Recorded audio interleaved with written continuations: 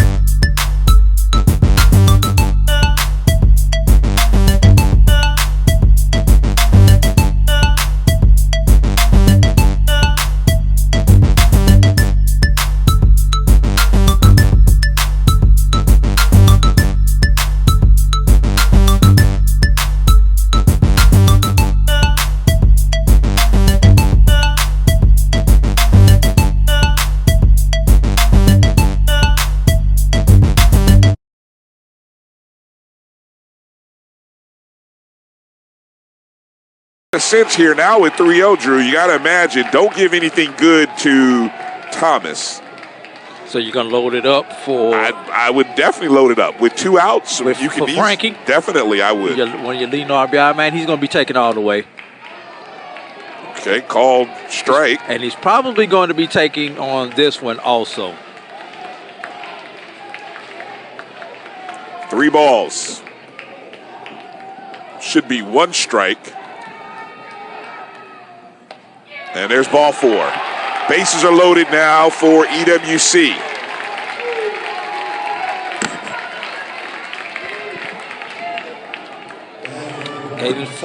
Frankie comes up. Caden Frankie, who is 0 for 4. And that's what might be part of the strategy there, especially once those first 2 pitches got away from him. You can see Coach Reginald Johnson talking to Frankie. Frankie's number 2 on the team in RBIs with 12 and does have 2 home runs on the season, Brian. But he only comes in with a 208 batting average. So they maybe are trying to play the numbers right there, Brian. Well, in his 4 plate appearances, only the first plate appearance got out of the infield. He has made contact, though, in every plate appearance. Swing and a miss. And if he could pull the ball, the first baseman is guarding the line. There's a big gap between the first and the second baseman if he can pull the ball. I'll ask you about the strategy for swinging on that first pitch in just a minute here, Drew.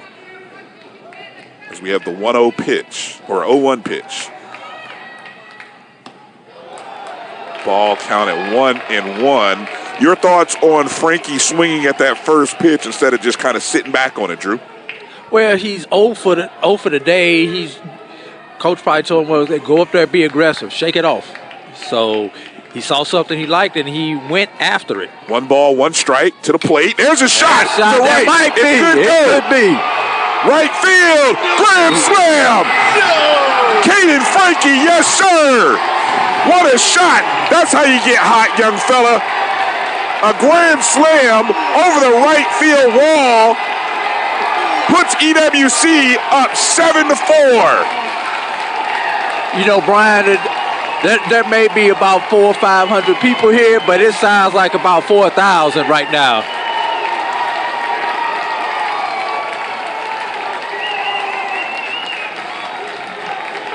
Comes to the plate, 0 for 4 on the day, and on a 1-1 pitch. 1-1 pitch, takes that ball to right field. Beautiful shot. You could hear it once the ball was hit. And there's a pop-up now. The only thing I don't like about it, Brian, is they don't have the home run meter here in this stadium, so we know how far he hit that one. I would estimate that was probably about 350 to 360 feet.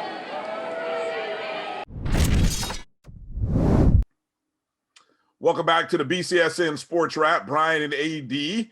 And it's a pleasure right now to talk to the gentleman who made it possible for A.D and I to call the inaugural Jack's Diamond Classic this past week, Mr. Prentiss Hill of BCSG 360. Mr. Hill, how you doing, sir? And first off, let me say thank you for the opportunity to allow us, the Black College Sports Network, to be able to call the inaugural Jack's Diamond Classic. How you feeling? I'm feeling great, man. You guys did a great job on that call, man. It was just a great night for Black College baseball at 121 Financial Ballpark.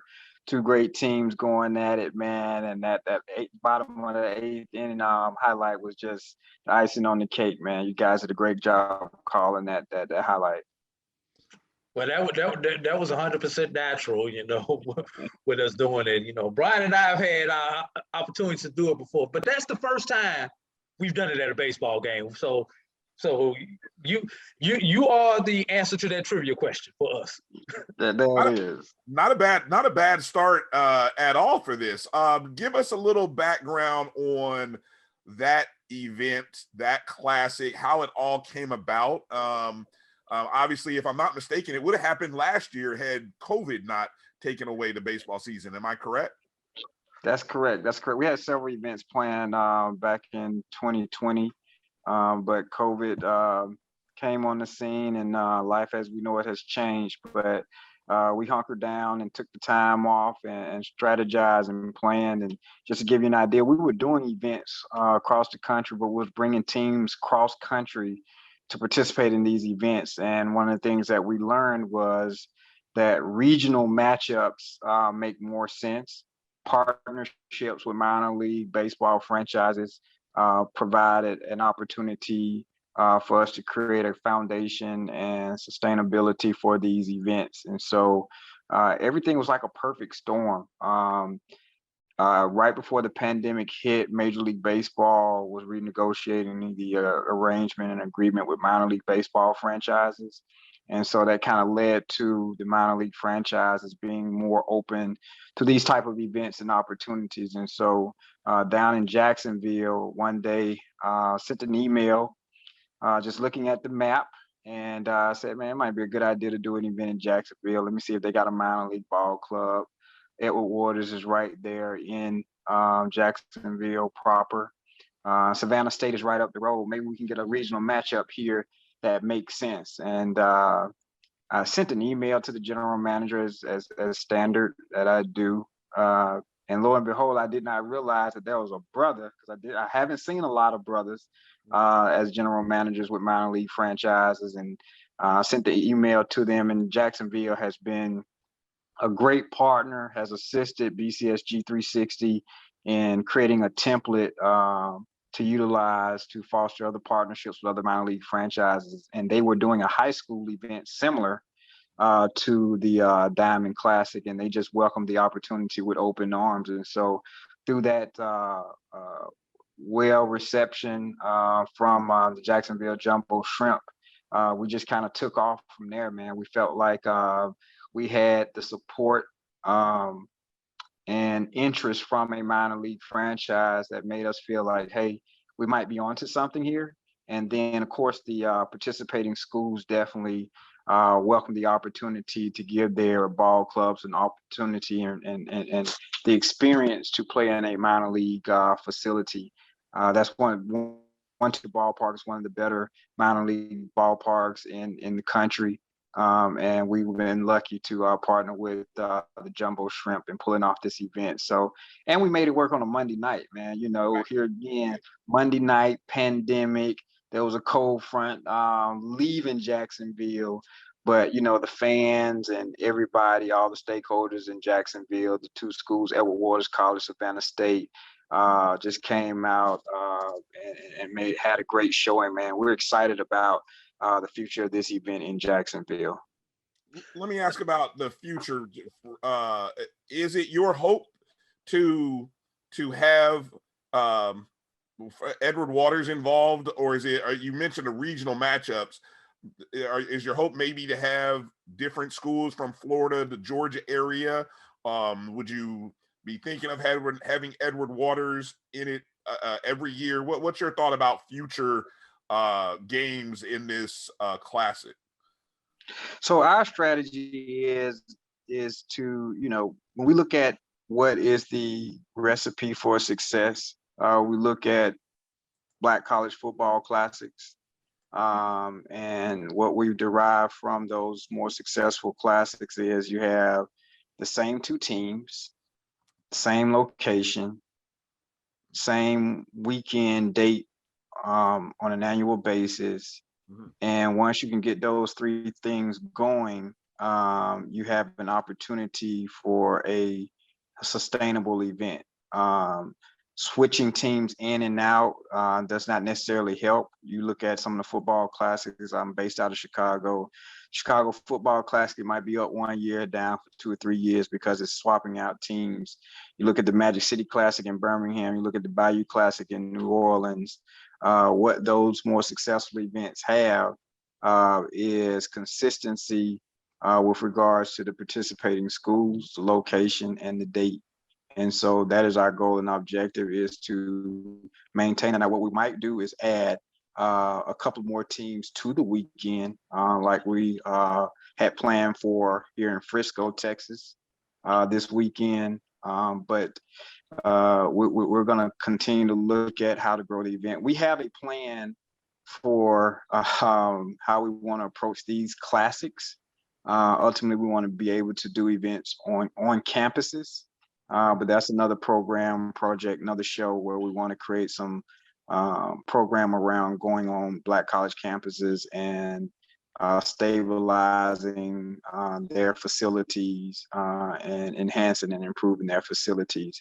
But if we have our way, we're going to take these events and turn them into what I would like to call baseball festivals. Black college baseball festivals. And so like Major League Baseball and minor league baseball franchises has taken the building of minor league ballparks and said, hey, let's turn them into ballpark villages. And so it's an expansion of, just a ballpark, but connecting it with the community in a way where it's a more comprehensive development as opposed to just a ballpark in the middle of a big parking lot. They've actually added community to it. And so we want to do the same thing with our events. We want to add more entertainment, more college and career readiness programming, more corporate support, and turn them into not just HBCU Baseball Diamond Classics, but Diamond Classic festivals. All right. Now, before we get into what's going on this upcoming weekend in Texas, I got to get a selfish question off too. Lived in Alabama for over 15 years. Alabama is a hotbed for Black baseball. So when we gonna have, are we working on having an event in the Birmingham area, something like that? Is that something down the list, or is that above my pay grade to be asking that question right now?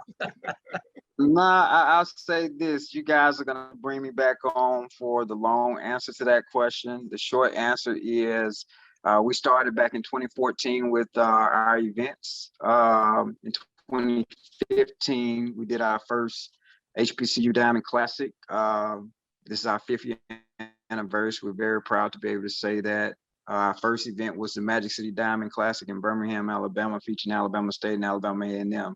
So I can say this, BCSG 360 definitely wanted to celebrate its 5th year anniversary in Birmingham with a Magic City Diamond Classic, but that didn't happen. And so, like I said, we have to come back for another show to talk about what it would take to make that happen and why it happened.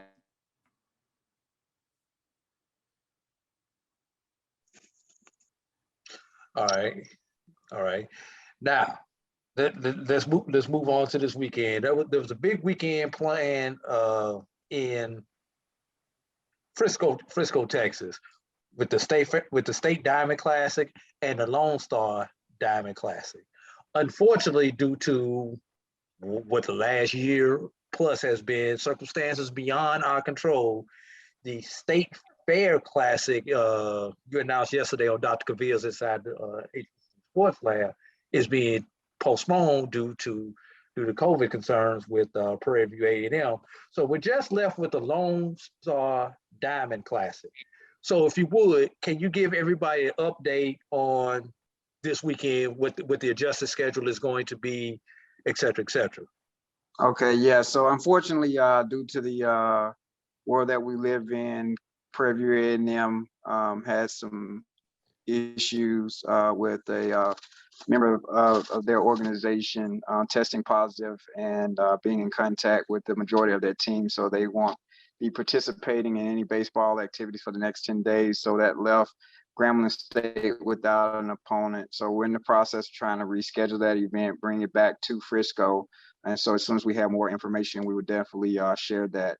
But we do still have the Lone Star Diamond Classic featuring Southern University versus University of Arkansas Pine Bluff. And that game, or series, I should say, will start on Friday. First game will be at 6 o'clock Friday evening at Dr. Pepper Ballpark. On Saturday, the game will take place at 4 p.m. at Dr. Pepper Ballpark. And on Sunday, we will have the last game of a 3-game series at 12 noon at Dr. Pepper Ballpark. All right. Now, how tough was it to convince conference opponents to give up a potential home date to come play in a neutral site classic? Did you hear the question? Not tough at all. Right. Can you hear me? Yeah, it kind of froze up for a second. Go ahead, okay. Start your answer again. It wasn't tough at all. At the end of the day, we feel like we offer package and opportunity. One of the things we experience as well as that not only provides guarantee monies, but an opportunity to make additional revenue through consignment ticket sales. So Major League Baseball is hosting, Major League Baseball has some deep pockets, but I would like to say that BCSG 360 and our pockets are nowhere near deep at all. Matter of fact, I don't even think we have pockets. That's me, but we try to make as competitive organization that's putting on the events. And so I'm proud of myself and having relationships with the head. When it started there, I'm working as well as working with college baseball. So it's a relationship that establishing with the coaches and the we don't come in with the attitude that we know all the answers or have the recipe for success. And so we're partnering organizations, programs in order to create a better situation for Black college baseball. And I think that's where we differentiate ourselves. And I think that's why we make it easy to work with. We're easy to work with when it comes to these events. Then, and more importantly, like I said, we're building partnerships outside of the HBCUs with minor league baseball franchises. We're working on some things to try to make some headway with partnerships with Major League Baseball, and we think that will happen because our intent is to grow the game of baseball in urban communities through Black college baseball. And I think there are some parallels and ideas with what we do and what Major League Baseball is doing. All right, Prentiss, we know that you are a busy man, and we appreciate you taking some time to just step away and talk with us for this moment. And so again, just want to remind everybody the Lone Star Diamond Classic between Arkansas Pine Bluff and Southern this weekend at Dr. Pepper Ballpark in Frisco, Texas, March 26th through the 28th. BCSG360.org is the website. Tickets can be purchased where? Go directly to the Frisco Rough Riders website, and you can get tickets through special events for the event. Weekend passes as well as single day passes. Okay, Frisco Rough Riders is the minor league affiliate there, minor league ball club that we can go to. Frisco Rough Riders. All right. And Bryan, for those who cannot purchase those tickets, where can they watch this game? They also can streaming games live on the Black College Sports Network. They've done a great job with our first event down in Jacksonville with the Jax Diamond Classic.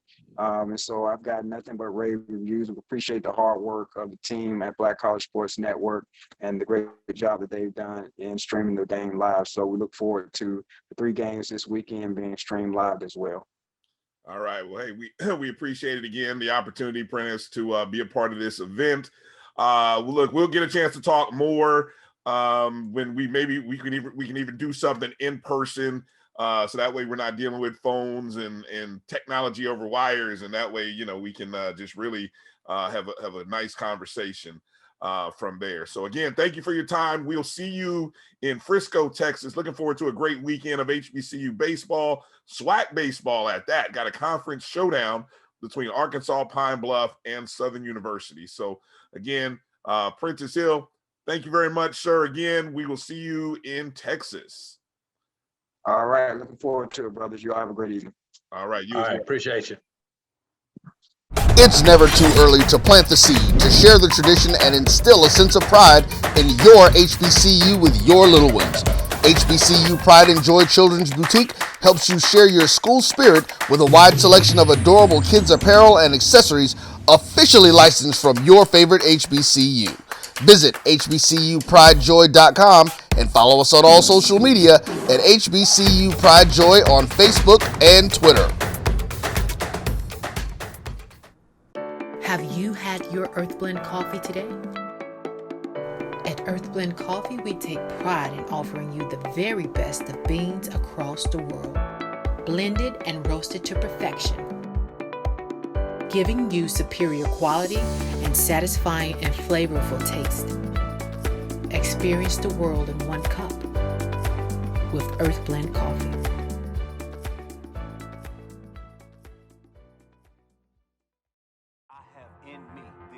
Support the Black College Sports Network so we can continue to provide you coverage.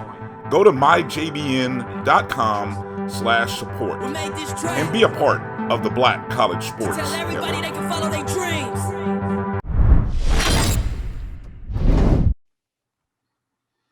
Welcome back to the BCSN SportsWrap. Bryan and A.D. here, and we're going to take a moment and kind of get into some football talk, some spring football talk. And there is nothing better, I believe, than what's happening right now in the SWAC. I mean, we're down to, honestly, one primary HBCU conference in Division I, at least right now, that's playing football, and just across the board. But the SWAC has given us plenty of juicy stuff to talk about. And joining us right now, coming on to the podcast, the show for the first time, Mr. Jamie Walker.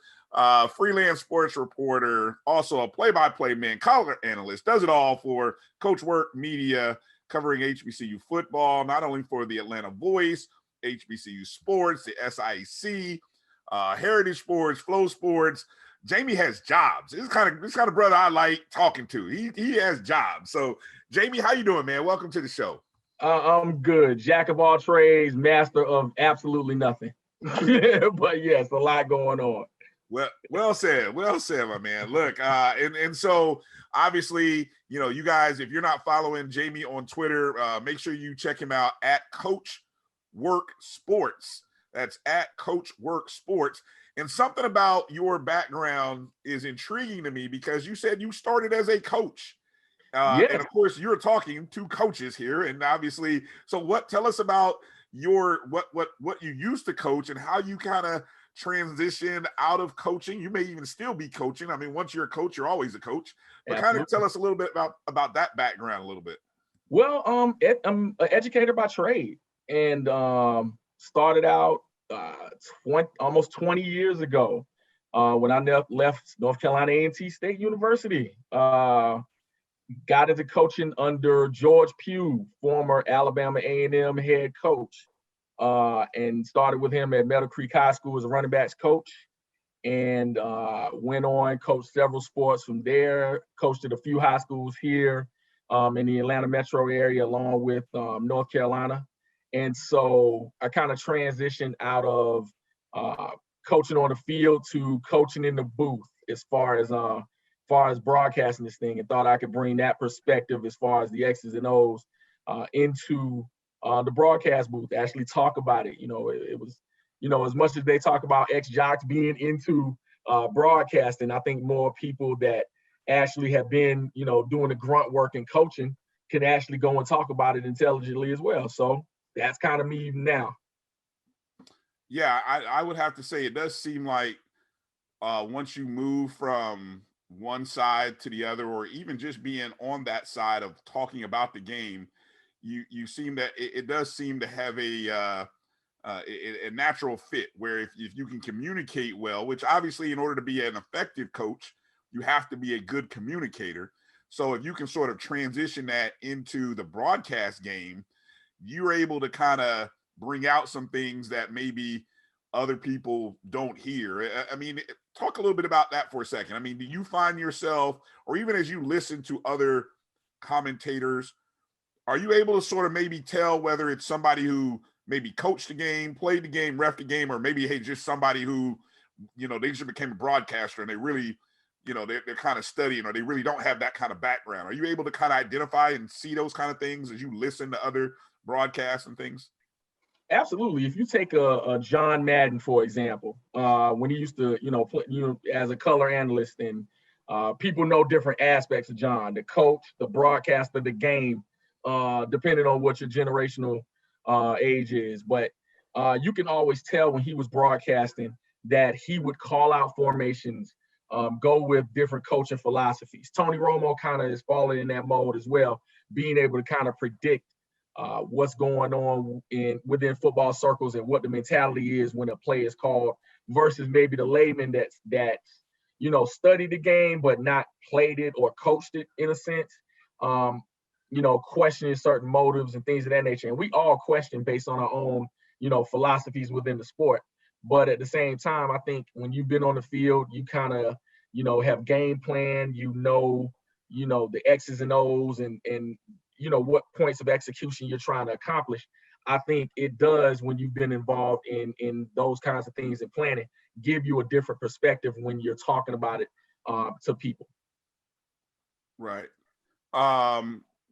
Drew, I just jump in there anywhere, before we get into talking about this past weekend's games or anything going on. I wanted to kind of finish up a little bit with just a little bit of your background. Is there a highlight, or what's sort of been your highlight moment thus far in your broadcasting career? Is there anything that kind of stands out, a game that you've recently called, or something maybe you've done that you were like, man, I didn't know I would get an opportunity to do that? Wow, good question. I would say the highlighted moment was being able to cover as a reporter the Celebration Bowl, the last one that North Carolina A&T was in. Of course, that's my school. So of course, trying to stay objective within the booth, because everyone has their booth rules. So, and not trying to celebrate, but actually being there and seeing what was going on against Alcorn State, and seeing that absolute basketball on grass game happening. So that would probably be the highlight as far as seeing your alma mater just really, dominate in that fashion and being in the present to cover it. So yeah, that would be the highlight so far. Yeah. And Bryan, let me throw something else. Similar to what Jamie was talking about. I'm a Tuskegee grad, and about 3-4 years ago, we were doing Clark Atlanta Tuskegee football game, and we were doing the Clark Atlanta broadcast. So we're the CAU broadcast team playing against my alma mater, and Tuskegee scored a touchdown Matter of fact, I think it was going into halftime, if I remember it correctly. And I almost forgot who was signing the paycheck. And I was just like, touchdown. Then I had to catch myself and realize, and then just kind of Tuskegee. And kind of took it down instead of getting excited. Touchdown, Tuskegee, you know, just touchdown, Tuskegee. So I understand where you're coming from, my brother, when you're talking about trying to stay objective, man. And Absolutely. yeah. And one other thing, Bryan, mark this out. When we go to title this particular podcast, let's nickname this podcast the MEAC Migration Podcast. With the Aggie over there and two Rattlers over here, none of us will be in the MEAC next year. So we can nickname this the MEAC Migration Podcast. Look, I like that name. Speaking of that migration, Jamie, it kind of, you brought that up, AD. So I'm going to sort of transition into that because it also got me thinking about A&T and their transition, but FAMU's transition over to the SWAC. Share a little bit of your thoughts from the perspective of A&T and as an alum. Is there an excitement among Aggies and Aggie Nation about the move to the Big South? And just what are your thoughts in general about, I don't want to say what the MEAC is going through, but let's just go to the positive side and just say what you see happening for other schools who are leaving the MEAC. Wow. As a true alum, I can say with absolute certainty and truth that a good, I won't say majority because I think we'll support the school regardless, don't like the move. I'm gonna just be honest with you. In relation to the culture, in relation to where it's been, in relation to the MEAC in general, and seeing all those years that conference has represented and A&T is represented within it. Moving to the Big South, I guess for financial reasons, although I've looked at those reports as well, and is it worth it? I guess we'll see. But FAMU and Bethune-Cookman moving to the SWAC is an absolute gem. I just have to keep it absolutely 100. I think you're talking about those sets of classics within that one conference. All I can say is woo, and I'm a MEAC guy. But when you're looking at the way that Dr. Charles McClellan has absolutely just brilliantly maneuvered everything going on and it making financial and cultural sense, I just love those moves better. In fact, the move to the Big South by A&T really has been head shaking, and I think you'll see some developments go on because there are certain schools in A-Sun, you know, because they're playing with some teams that were just playing football within that conference. The A-Sun has obtained some more teams, and I'm not even sure if what the moves to the Big South were for initially absolutely last going forward. So I'm not sure if it was a really good move futuristically for the school, and not saying they'll be back, but I'm saying it's not as, I'm curious to see what the Big South will eventually do going forward, especially with, even with the moves with the OVC and Tennessee State and those kinds of things. So I'm, kind of back to A&T. They put on a really good, front within the financial sense of it. I'm not exactly sure where the MEAC goes from there. In fact, I looked at y'all special on the alignment, and it, even before all those things happened, and I'm gonna tell you, it made sense for the financial viability of all of these schools, and it just made sense to keep the culture alive and things of that nature. But I'm kind of a wait and see person when it comes to whether or not it was relevant and will it make sense going forward.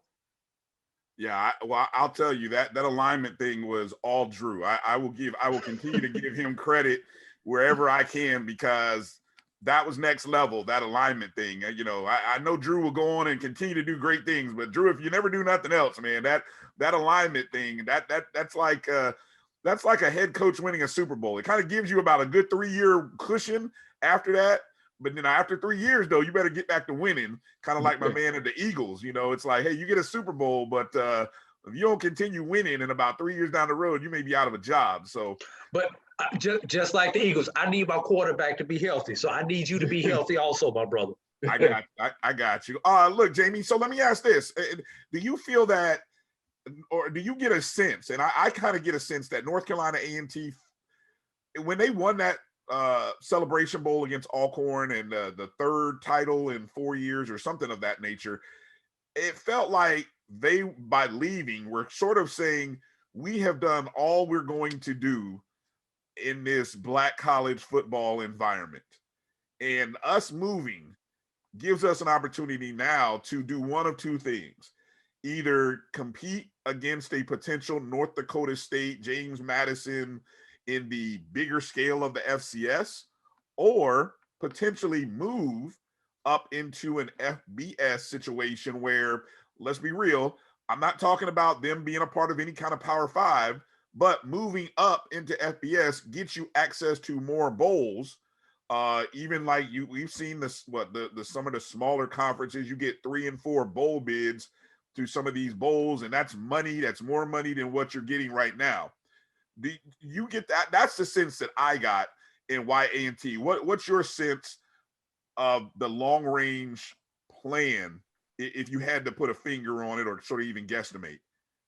I think there was some sense of that within the game, but I think it started maybe even a few years beforehand with some really, really big wins against East Carolina, against Charleston Southern, against Elon, and a few more schools within the area.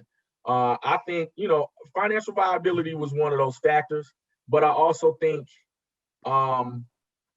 maybe in certain senses, greener pastures, quote unquote, was in the horizons and sight and eyesight of the school, and particularly the team.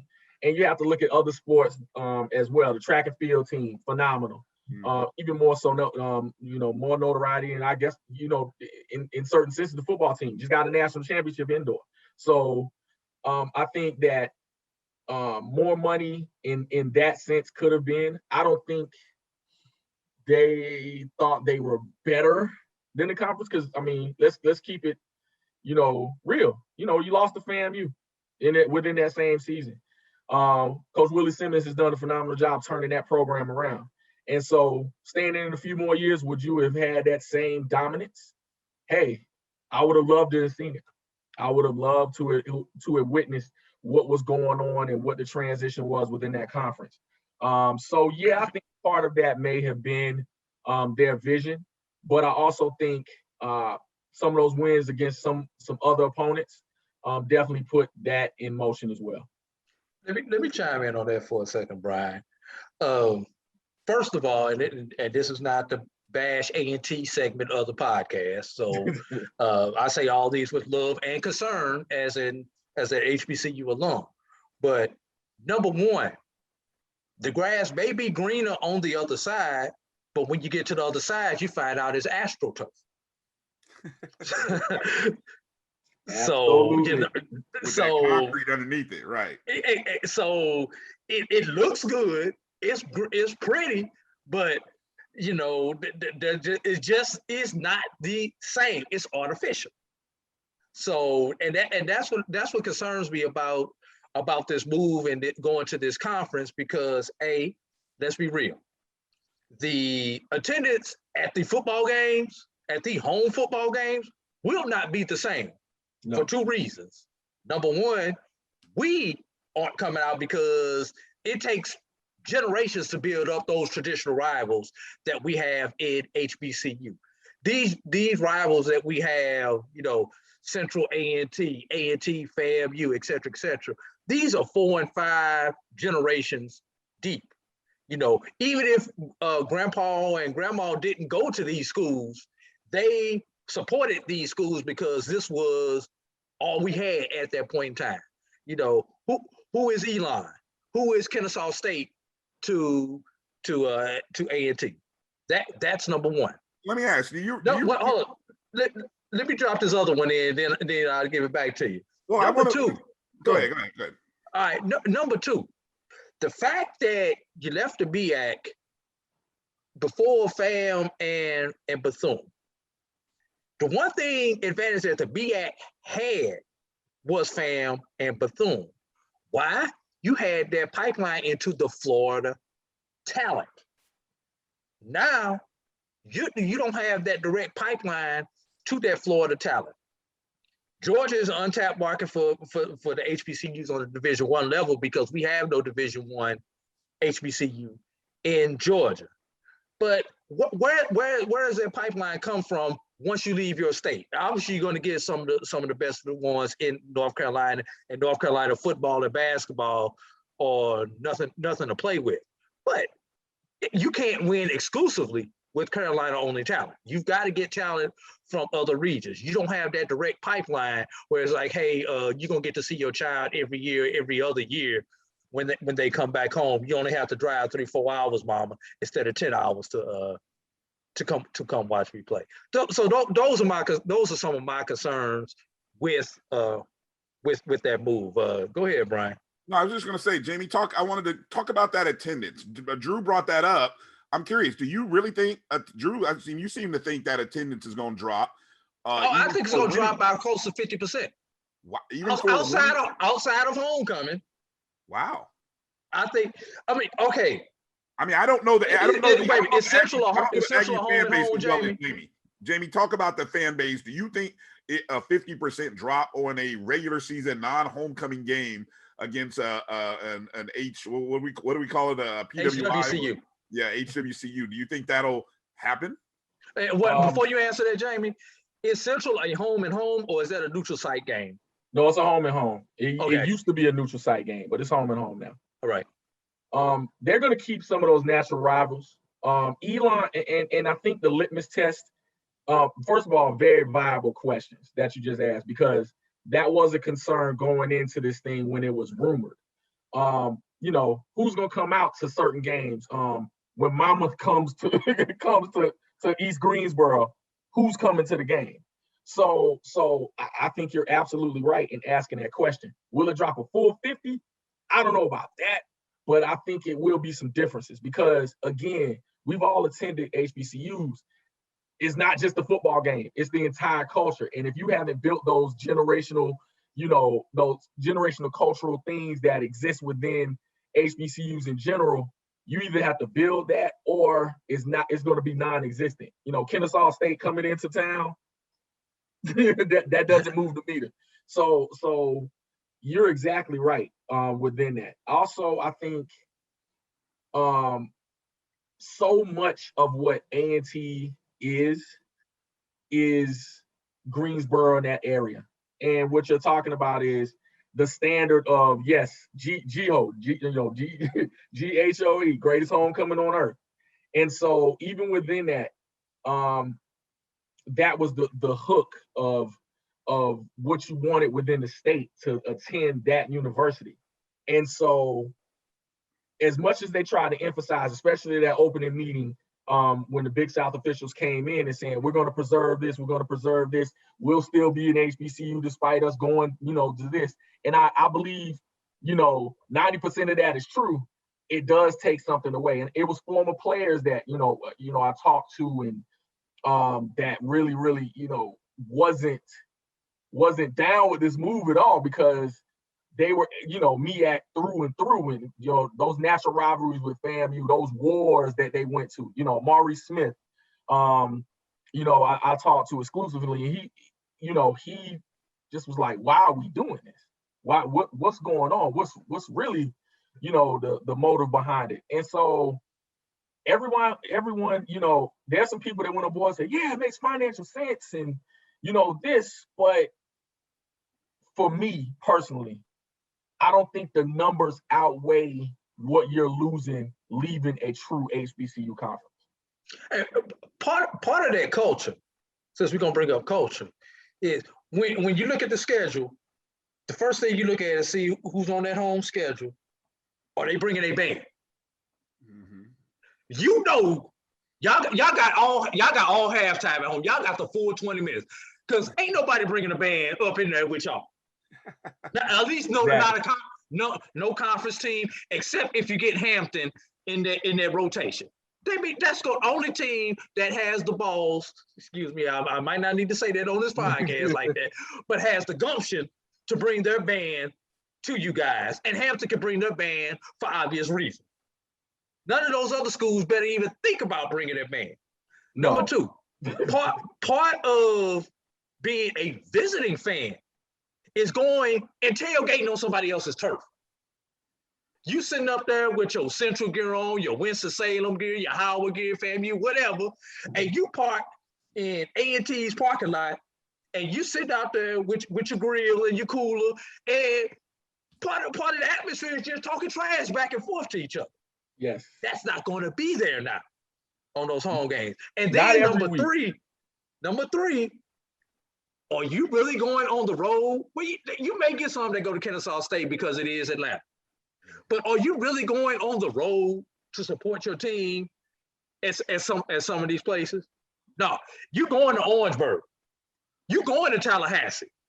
You're going to Daytona. You know, you going up to Dover, to Norfolk or whatever. You plan those trips. You plan, okay, I'm not gonna hit this one, but I'm gonna hit this one and I'm gonna hit this one. Oh, this one on a holiday weekend. I'm definitely hitting this one. We know how it goes. That's going to be missing you're going to test Aggie pride. Give it 3 years, Aggie pride will be put to the test. Absolutely. I think to the school's credit, they've renewed some home and homes with Central and reestablished the relationship with Winston-Salem State. So I think what you're saying, it have been questions that have come up and concerns that have come up. And I think they tried to reach out to make sure that those kinds of rivalries are renewed. So, in that sense, there are a few of them that are being reestablished, but you're absolutely right.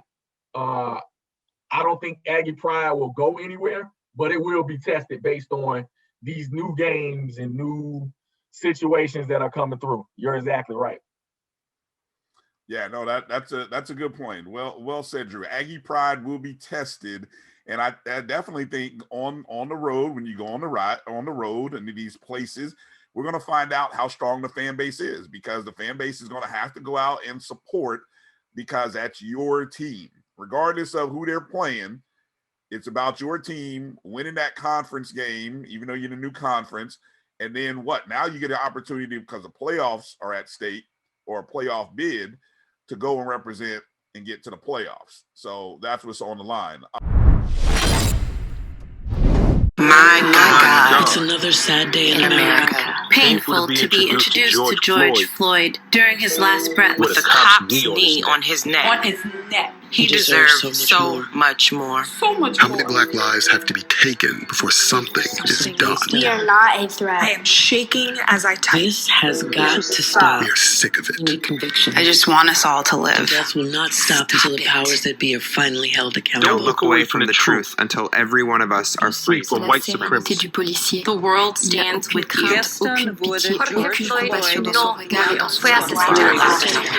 Criminalizing and killing of black and brown bodies is not new. It's as old as America. It's just getting filmed more.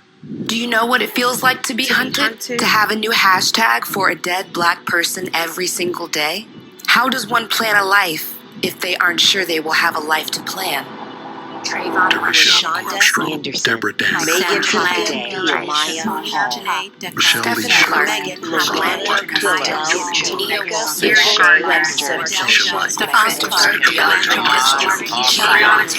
George Floyd.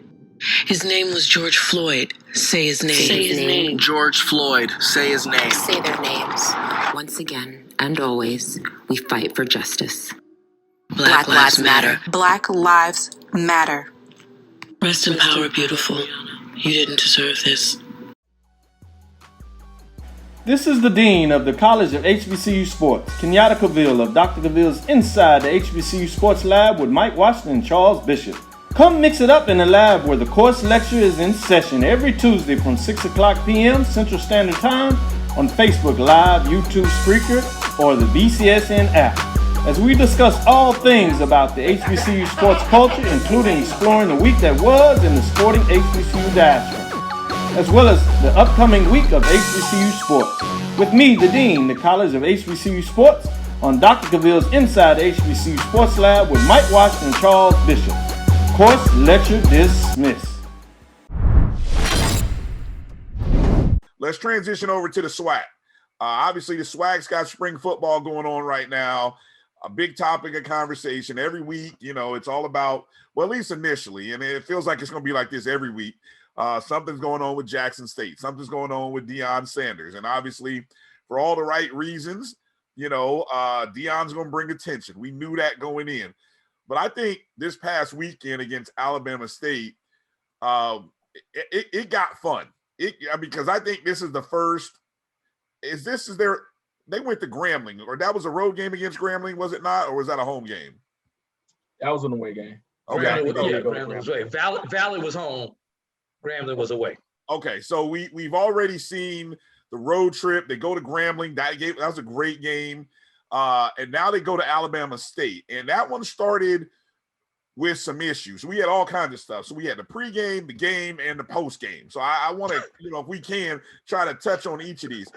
The pregame. So the first story that I see coming out was this story that came out. I first read it on footballscoop.com, where Deion had issued an apology to Jackson State fans that, sorry, we can't provide you or get you tickets, or that you can't purchase tickets with Alabama State unless you bought season tickets. And apparently a policy had been put in place where Alabama State only were allowing people who bought season tickets into their game. Now, Jamie, you were at the game. You covered this game. And one of the things I first noticed from a lot of your tweets and messages was the crowd. And I'm watching the crowd, and I'm like, wait a minute. I thought there was a policy against letting, as you described it, that game was wide open. What did you find out, or what do you know, or you can tell us about that whole pregame ticket thing and what you saw with the attendance? What I saw initially, because I got there about an hour and a half early, just to see what the atmosphere would be. Wasn't that many people there initially. It was, I was thinking, okay, maybe the restrictions are still in place. Maybe, it's not going to be that many, folks here, just sprinkled here and there. As time went on, it was clear this thing was wide open. I would say it wasn't that much tailgating around the stadium, but let you go a few miles down. Oh yeah, they were getting it in. They were definitely getting it in. So it wasn't a thing of people being concerned about what restrictions were what. And as it got closer to game time, and then the band started marching in, I'm saying, okay, if this is restricted, it must be 90-10.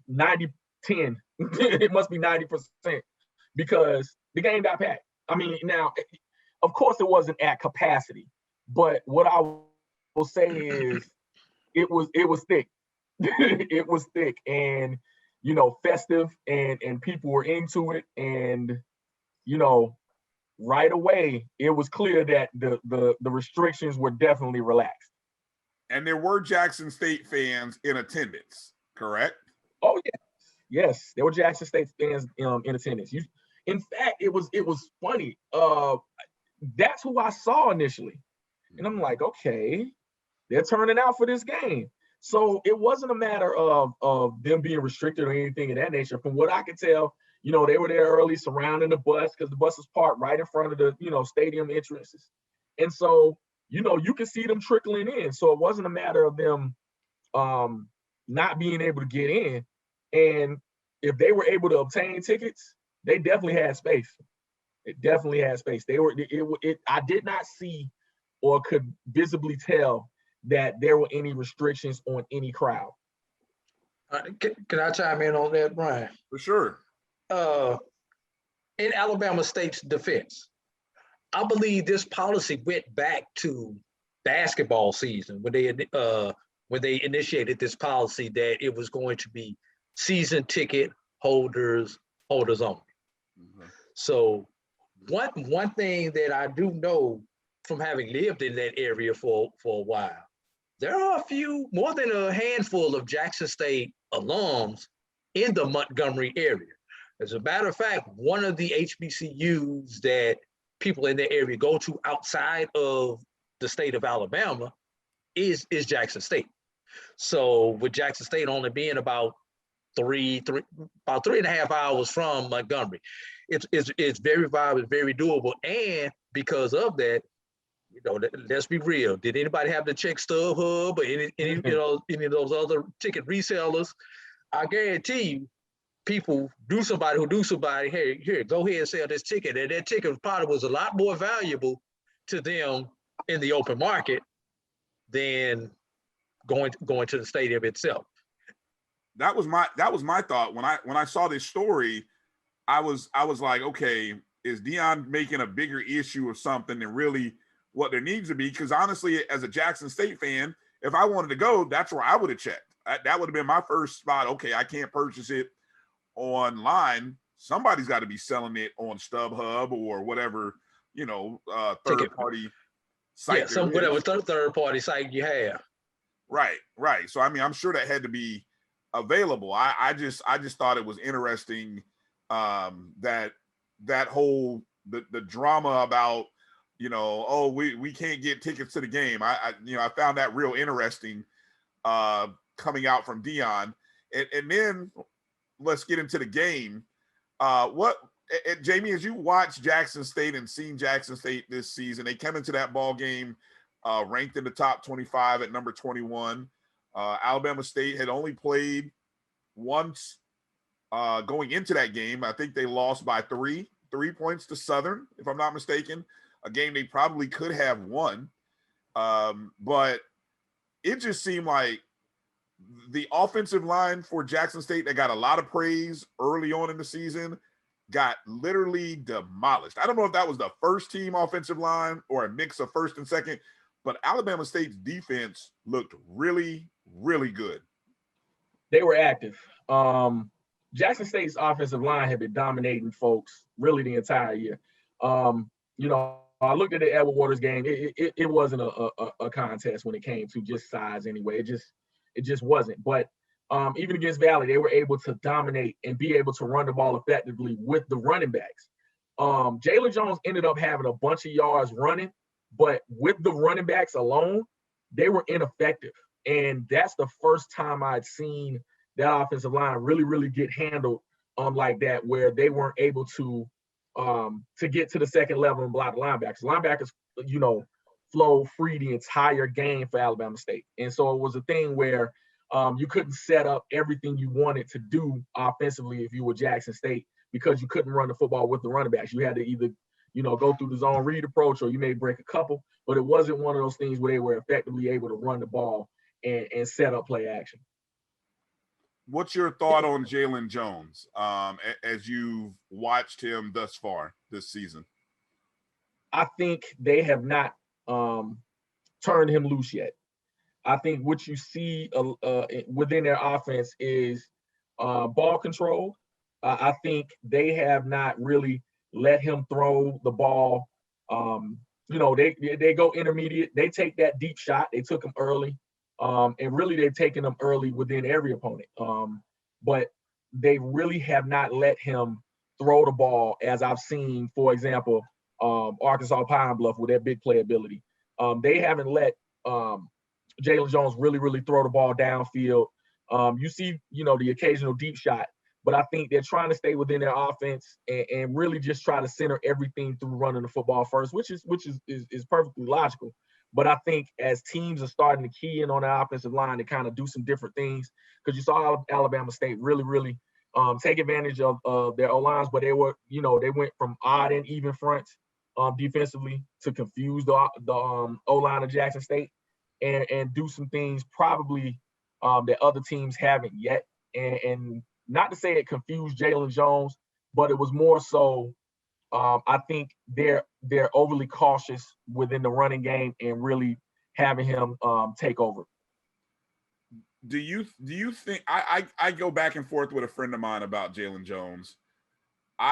he keeps continually telling me that regardless of what Jalen Jones looks like, Shedeur Sanders will be starting in the fall. Given the fact that he knows his dad's offense. I mean, obviously he's run it the last 4 years. Do you feel like this is Jones's audition? And pretty much if he's going to have a shot at starting in the fall, game 1 against Florida A&M, that this is his time to show that to Coach Prime? Or is it pretty much maybe Jalen Jones is really just sort of auditioning for another school? And I say all that because for the portal.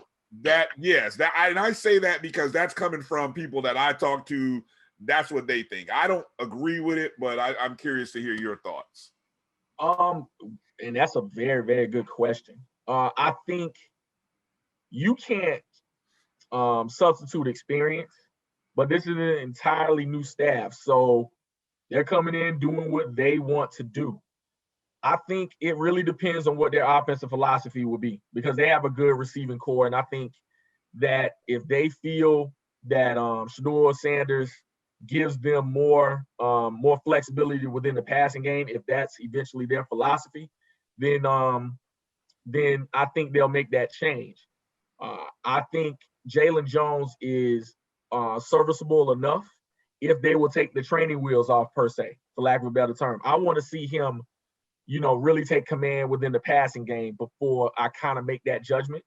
I'm curious to see what they'll do for their next ball game, because I think that will go a long way to answer that particular question. Is Shedeur Sanders actually on campus, or is he still in high school? Running scout team. Last I heard.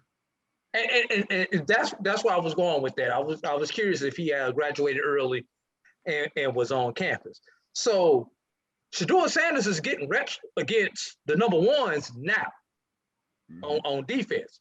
So that question that you just asked, the coaches already know who looks to be the better of the two, because Shedeur is running against the number ones in practice by running that scout team.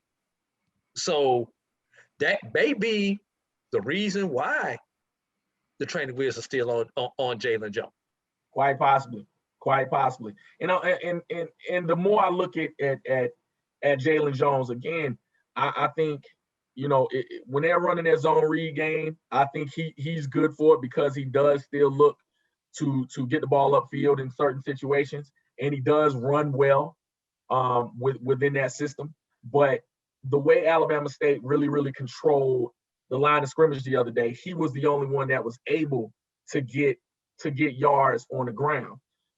Everything else, a lot of the time, came when Alabama State made a mistake, such as the safety, and giving them that 2 points, or the muff punt. There was several things. I think the game actually could have been worse. I think the game, as far as the points, could have been, 14 or better, because offensively, Jackson State looked okay, but not as dominant, of course, as they've been the previous 2 games.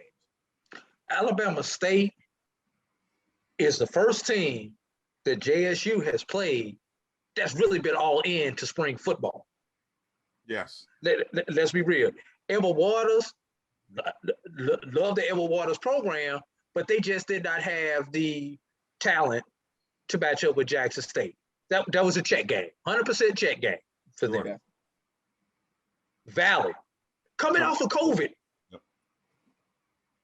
Grambling, we all know Grambling had, even though they haven't officially said it, Grambling really didn't want to play this spring.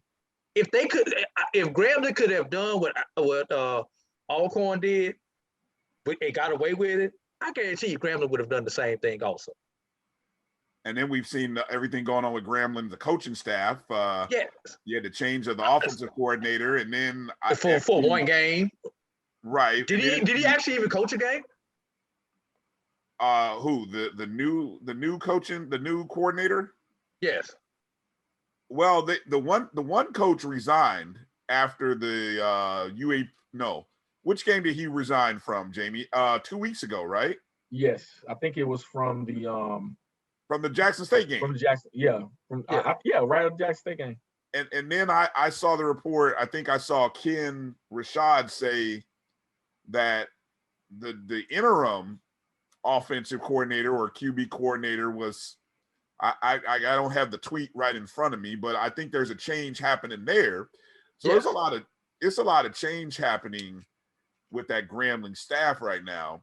And that's what I mean. This is the first opponent who has been all in, truly prepared, ready to beat Jackson State with no issues coming into this game.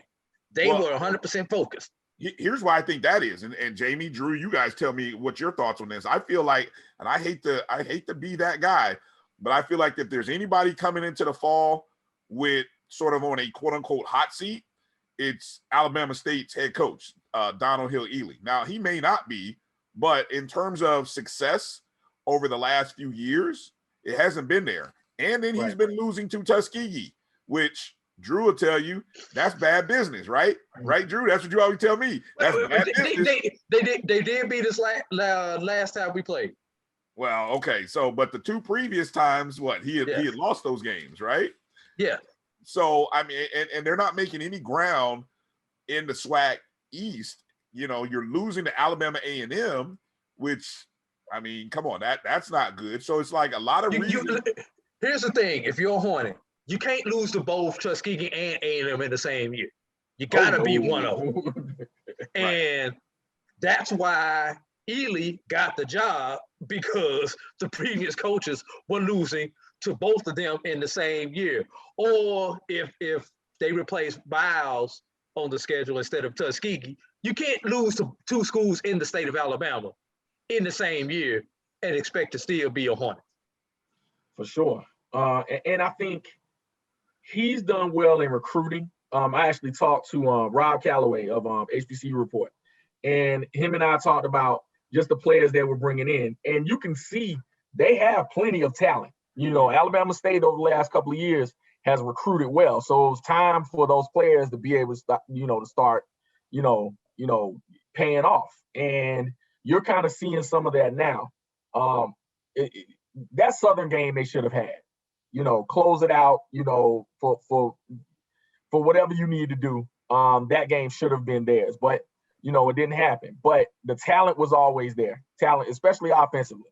When you're talking about, quarterback Nettles, and you're talking about that man Ezra Gray, you're talking about big time talent that should elevate this team to greater heights. As you watch, and then before we move off of that, obviously Alabama State wins that game 35-28. Ezra Gray, 3 touchdowns, 190 something yards. Then the beautiful post game, which is like the third act of this whole thing, and the trolling that Alabama State was. It started with the scoreboard, which had an old school picture of Deion from where was that picture from? Was that the draft picture? Draft day picture. It was a draft day picture. And so Deion had to have a seat for him and a seat for all his jewelry. That was the rumor. Right. That was the picture of Deion with the glasses. He had the activator going. Was looking sharp. But what did the message board? Did the message board say anything other than, I'm trying to pull up the picture. Did it have anything up other than just his picture? Did it say anything on it? I did not see the Tiger King. Like, there was one that said the Tiger King afterwards that I saw on social media, but it didn't have any. I didn't see anything else that it had. But I'm telling you, when that went on the scoreboard, everyone lost it. I mean, and you're supposed to be neutral. You're supposed to be, for lack of a better term, meek within the booth, but everyone lost it when they saw his picture pop on the scoreboard. And I'm like, okay, I've just got my introduction to the SWAC because he was a little sore about that. Deion was a little sore about that afterwards. Oh man, it was next level petty. Next level. And so I'm telling you, as I stated earlier, my experiences in the MEAC, I have, of course, there's banter back and forth between FAMU and A&T, and FAMU and Howard and A&T, and what I'm saying, Hampton, and there's banter back and forth. But to actually see, I never seen any scoreboard action like this. And someone said, "Just wait, just wait." You've seen nothing yet. I'm waiting to see what the bands start playing when the bands come in the fall. Yeah, no. If there's a list, I mean, what can we expect? What's the level of petty that's going to come from this? But some band is going to play "Must Be the Money." Wow. And wait a minute, that's not the bad part. Think about the band announcers. Every school has that band announcer with that bass in their voice, who is a part-time comedian at halftime. And we know, I don't know who write their jokes that they say during but we know the battling back and forth between the bands and the band announcers, because as well as the bands play, the band announcers talk even more trash up there on that stadium PA. Most definitely. I got one more. There will be somebody in the SWAC who gets a pick six against Jackson State and does the Dion in the end zone. Oh, yes. Well, that's going to be a flag. Instant 15 yards because I'm taking that. I don't mind kicking off from the 20 on out.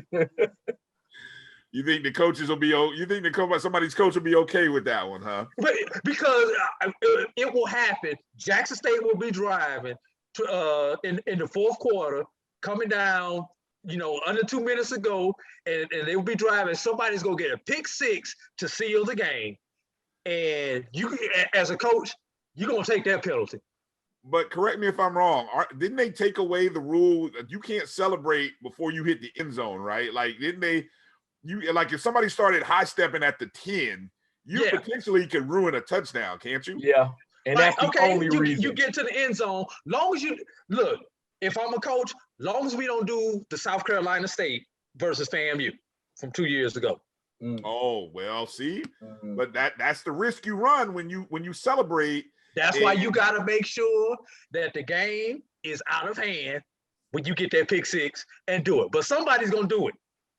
That might be this spring. Try this. Yes, it's gonna happen. You asking a lot of 18, 19, 20-year-olds. Somebody's gonna mess that up. I see it happening. They're gonna mess it up, and they're gonna put the ball at the 50-yard line, and then Jackson State's gonna return it for a touchdown, and we're gonna be like, man, see, we knew this was gonna happen. AKA FAMU, South Carolina State. Yeah, exactly. So what's your thoughts, Jamie, on just this SWAC spring season overall? I mean, it started out with the whole Alcorn opting out. I think Dion, with all the positive he brings, he also becomes and makes Jackson State sort of a villain for the rest of everybody.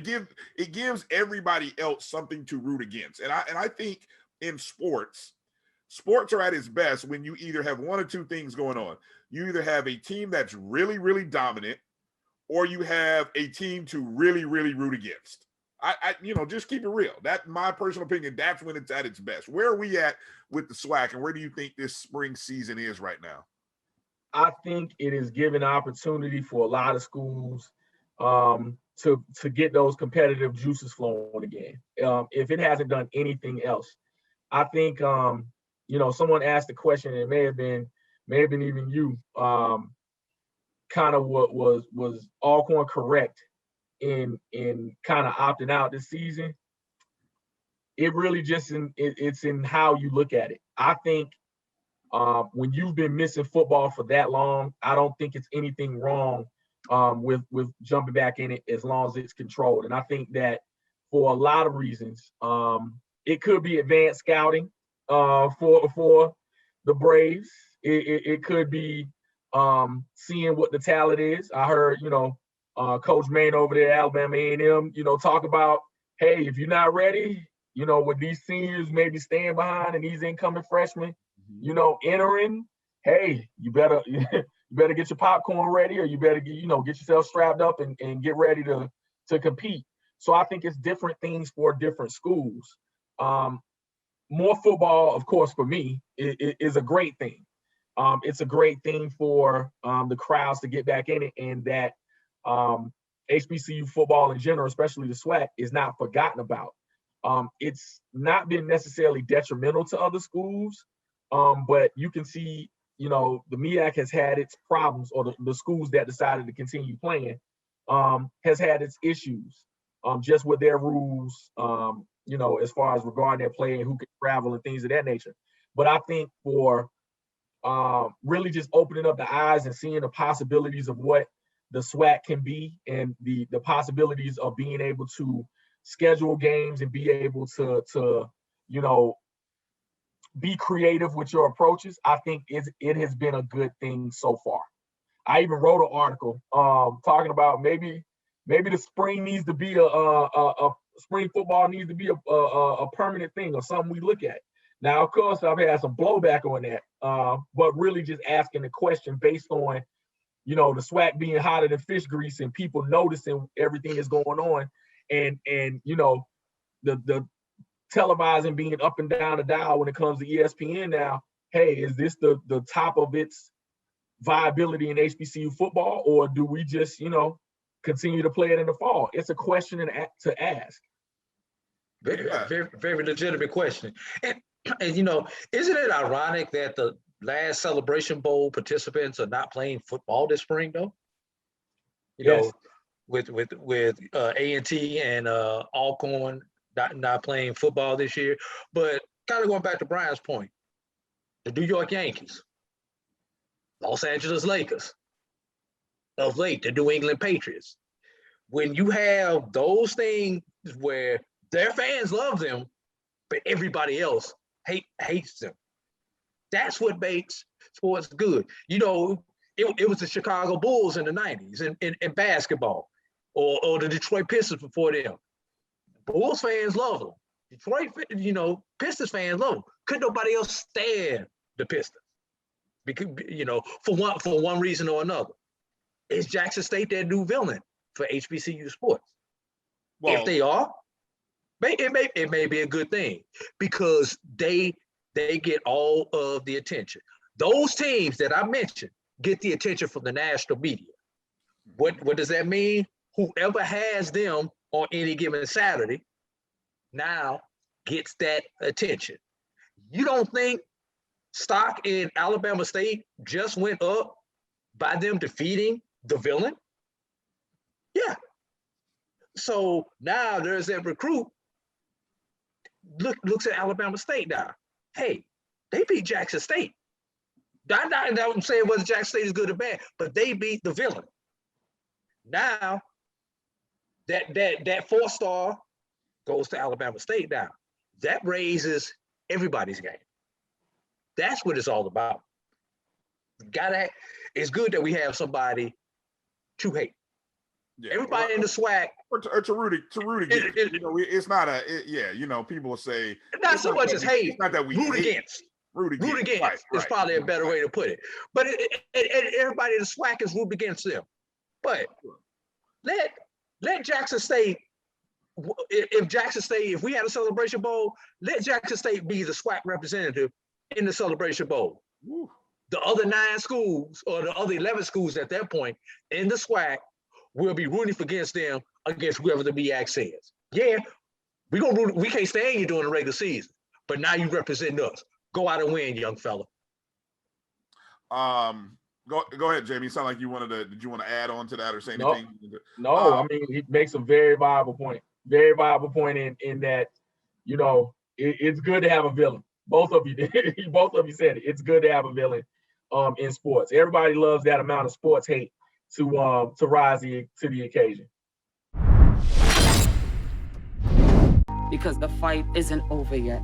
You will see me choose to protect my community by wearing a face cover. And even with my face covered, you will see me. As a son. As a man with a never quit attitude. As a fighter for change. Join me in wearing a face cover. To help stop the spread of the coronavirus. Because this is one small act of kindness that has the power to make a big difference.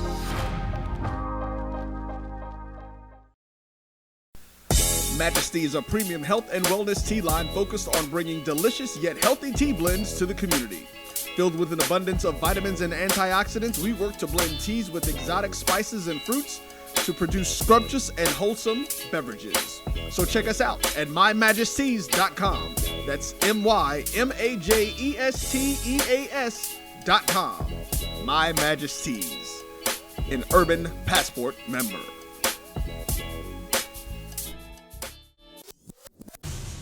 Follow the Black College Sports Network on social media at MyBCSN1, the number 1, on Facebook, Instagram, and Twitter at MyBCSN1.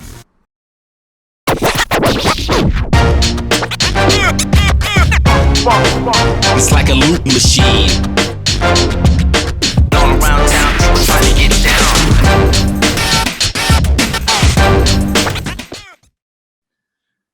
Jumping over to the SWAC East, I guess, we're seeing a bit of a shift this spring. And again, it is the spring, but we're seeing Arkansas Pine Bluff take out Southern and Grambling for the first time since, I believe, 2012, I think, or something to that effect. I think it's been a long time since they've beaten both Southern and Grambling. Didn't I tell you back in the fall when this schedule came out, UAPB was my sleeper team? Yeah. Well, that was one of the things we were watching back in 2019. We were watching them have a little bit of success, but they couldn't get the game. They couldn't win it on the road, I think, or they couldn't beat Southern at home, and then they lost the late game to Grambling. So they lost those games in 2019. They were close games, but they looked good. They looked impressive. They had the coaching change. We didn't quite know, but the move to Doc Gamble, somebody who's been in the program, seems like it has helped. But then there's also Prairie View, who's also now 2-0. So Jamie, if you look at the SWAC West, what are your thoughts on Southern and Grambling, who it may look like are going one direction? Arkansas Pine Bluff and Prairie View seem to be going in another direction, heading up. Well, I think both of those squads, really Grambling and Southern, have the same issue to some degree, and that's their inconsistent quarterback play. I think when you're looking at the way that Skelton has played for Southern, you're looking at, does he have the ability? I mean, because I think he's a leader, but I think, does he give you what you need in the passing game to be consistent? He played well last game, having a lot of rush yards. But again, when you're talking about passing squads and being able to game plan and really see that you're not able to get the ball downfield, that can be problematic against really, really good teams. So I think Southern will go as far as he can take them. Grambling, again, when you're talking about, those kinds of changes in midseason within your offensive coordinator, and then, you're not exactly sure if Higbottom is up to the occasion as well. He can rush the ball, but can he, throw it consistently with changing quarterbacks? When you start dealing with inconsistencies within personnel and just changing philosophies, that's kind of where you're going. Arkansas Pine Bluff is big time. They have an absolutely phenomenal core receivers, and Skylar Perry is absolutely dialing it up and throwing the ball downfield. They are a big play offense. And then if you take their defense, who is improved and are able to rush the passer, they can get up on you and then relax their defense and just pin their ears back and go get the quarterback afterwards, because you're forced to change everything game plan wise. When you wanted to run the football early, now you're down and then having to catch up, and you playing right into what they do well defensively, which is be able to rush the passer and sit back and play zone. So right now you can kind of see that the Golden Lions have absolutely recruited well, but personnel wise and all the changes they've made have gone up roses. Like they are the class of that division right now, and I'm looking forward to this game this weekend. The SWAC championship game, the road to the SWAC championship game, goes through Pine Bluff. There's a chance you may need to get on Expedia and see how much your flight to Pine Bluff, Arkansas is going to cost you. They right now they're in the best seat to be the host of the championship game. Think about it. Prairie View undefeated, but they'll be coming off of COVID. You could almost, I hate to say it, but you'd probably almost chalk up whoever Prairie View's next opponent is, because I don't really know, because the schedule's being reshuffled, they're probably going to take an L. So UAPB will be in the driver's seat come mid-April, because everybody on the east side has A&M's only 1-0 because they've only played one game. But once again, I think Pine Bluff is going to be in the driver's seat.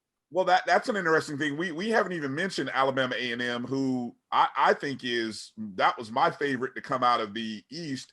Even before. And I have them coming out the East also, and I had them, long before the I had them pre-Alcorn dropping out. I did too.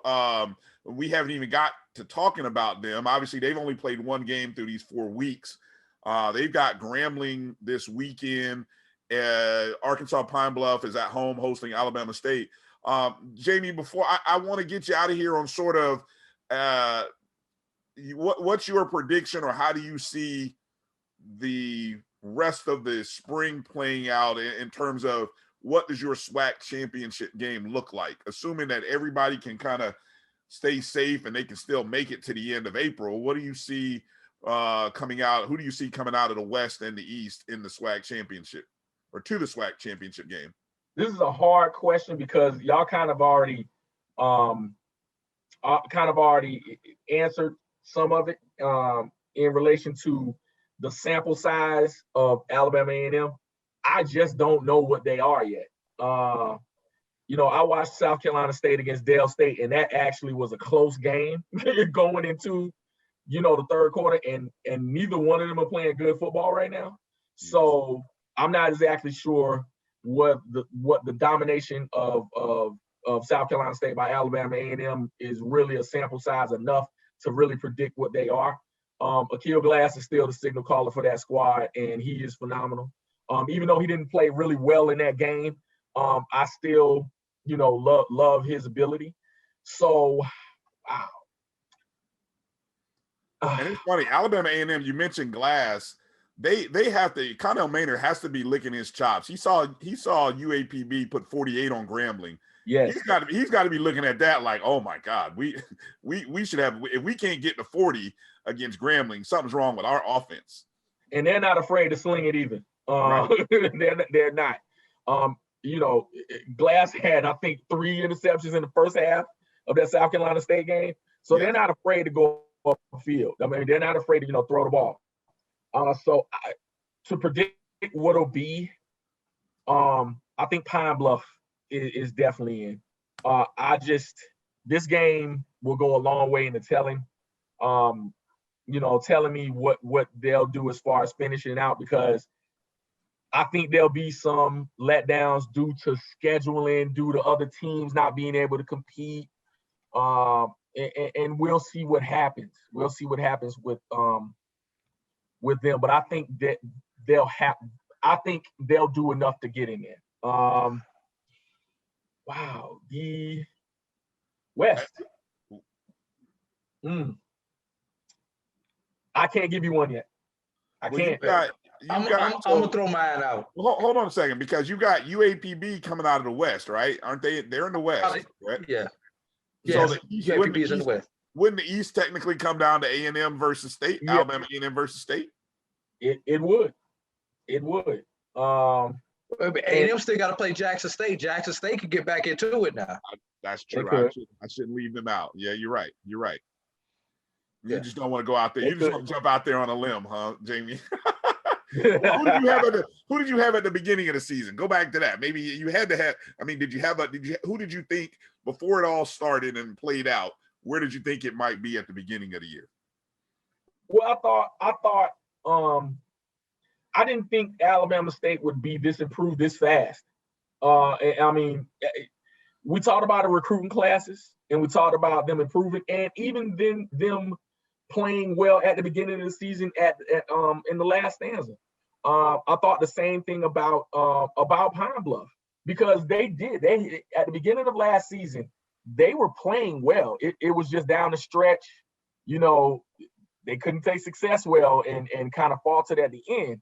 So I thought they would be within the mix, but I couldn't give because of all these dogs that that Coach Prime said he had. I didn't, I wasn't gonna, doubt him. And then I saw the recruiting class, and then saw who was left, and then saw the coaching staff. So I really didn't take a stab at who was gonna be. I didn't think they would be, as good this quick either, because they kind of did the same thing. They tailed off at the end of the last season as well. So for me, I thought Ladarius Skelton would be, that they would finally get over the hump as far as winning it. I didn't think Grambling would be a factor this fast as well, because they really didn't show me anything on the passing end either. Kind of what we're seeing now from them offensively. So I thought it would be Southern up there, and I really didn't have a predictor for the East. It was kind of one of those things where I was like, I was stuck in trying to figure out who was going to do what. All right. Drew, what do you got? What is your UAPB? If UAPB beats Alabama State this Saturday, the West is theirs to lose at their point. Because looking at the rest of their schedule, they, like I say, big game is this Saturday against Alabama State. They've got Valley the week after that. They have a bye week, and then they have Prairie View. But by the time they play their Prairie View game, I think Prairie View may be out of it. You know why Prairie View may be out of it? Because when they come off of COVID, they have A&M. Then they've got Southern before they get to UAPB. UAPB will be coming off of a bye. So you have to favor UAPB in that game on Saturday the 17th. So if UAPB wins this game against Alabama State, which they are hosting this Saturday, book your tickets for Pine Bluff. The first Saturday in May. I'll leave right there. On the east side, like I say, sample size with A&M, I'm gonna be honest with you. It's going to come down to whatever the SWAC tiebreakers are. Alabama State already beat Jackson State. Jackson State beat A&M. However it needs to go for between A&M and Jackson State and Alabama State in the Magic City. I think we're going to have a three-way tie on this side. It's going to come down to tiebreakers. April is going to be a great month if everybody can stay healthy and they don't get, contact traced out of it, because we've got some interesting matchups that will affect just the whole standings. So we'll be looking for that, and that'll be something worth watching. Jamie, I want us to come back again once we get through the end of the regular season before the SWAC championship. Have you back on and talk about the whole season. I feel like we got you at about the midpoint of the season. Then we want to bring you back and talk again at the end of the season, kind of do, a little recap of what we've seen, and then kind of see if our predictions hold true. I don't even remember. I think I went Alabama, A&M, and who did I say coming out the West, Drew? Any idea who I said? I think I may have said Prairie View. It was either them or Southern, if I remember correctly. All right. Well, it might be. I know I had A&M coming out of the East, and so anyway, it'll be good to see. And for full disclosure, I had Southern with UAPB as my sleeper.